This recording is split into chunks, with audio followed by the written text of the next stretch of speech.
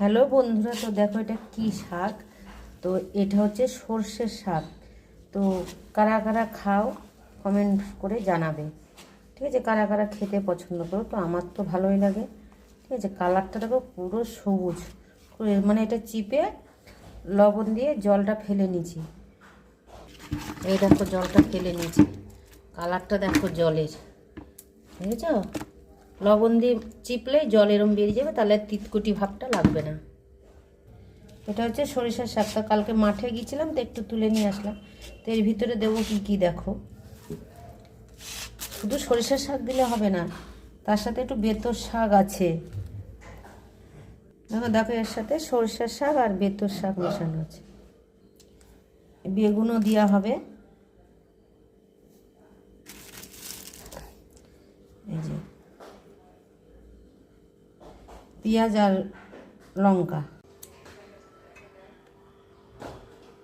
দেখো তেল দিয়ে দিলাম কড়াইতে।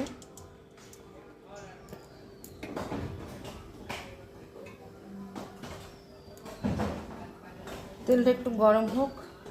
তো কড়াইতে তেল দিয়েছি দেখো। তো এর মধ্যে পেঁয়াজ আর লঙ্কা বেগুন দিয়ে দিলাম।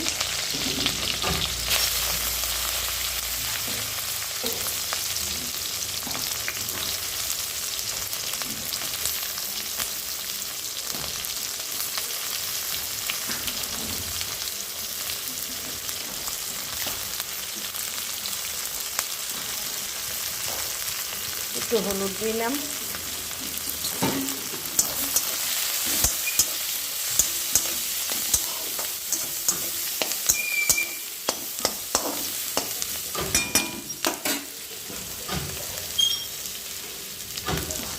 এবার সরিষার শাকগুলো দিয়ে দিলাম।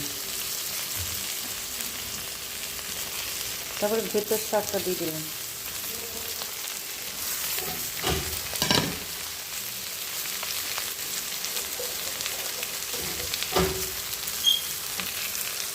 পরিমাণ মতো লবণ দিয়ে দিলাম।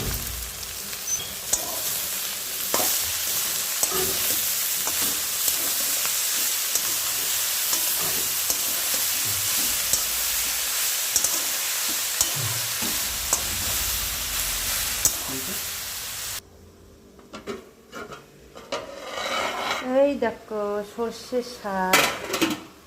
তো সর্ষের শাক দিয়ে বেতর শাক দিয়ে কে তো খাও। ভালো লাগলে লাইক কমেন্ট অবশ্যই একটু শেয়ার করে দেবে। তো ভালো লাগে, বেগুন দিলে খুব ভালো লাগে। এর মধ্যে আমি দেখো কতগুলো ধনে পাতা দেবো।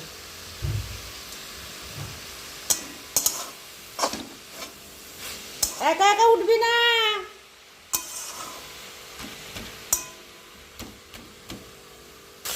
দেখো শাকটা কত সুন্দর হয়েছে।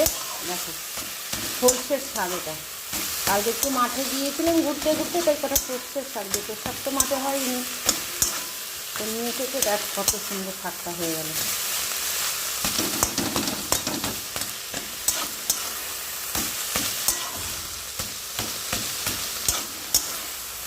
তো শাকটা কার কার ভালো লাগে কমেন্ট করে জানাবে। কারা কারা সর্ষের শাক খাও।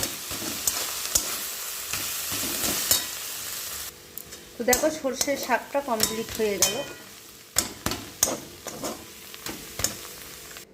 তো আমার শাকটা কমপ্লিট হয়ে গেল। তো ভালো লাগলে অবশ্যই লাইক শেয়ার করে দেবে। তো কারা কারা খাও সর্ষের শাক।